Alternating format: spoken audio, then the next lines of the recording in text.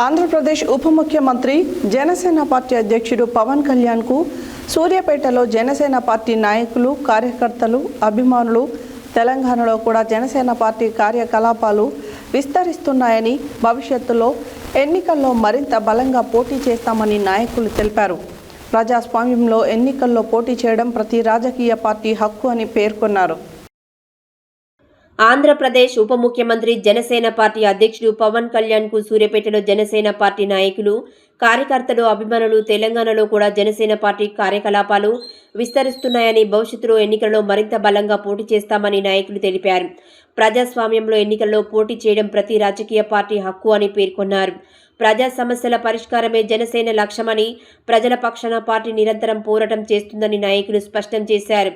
అనంతరం కార్యకర్తలు జై జనసేన, జై పవన్ కళ్యాణ్ నినాదాలతో సభ ప్రారంభం. సూర్యాపేట పిఓసి రామగిరి శివసాయి ఆధ్వర్యంలో పవన్ కళ్యాణ్ గారికి ఘనంగా స్వాగతం చేయడం జరిగింది.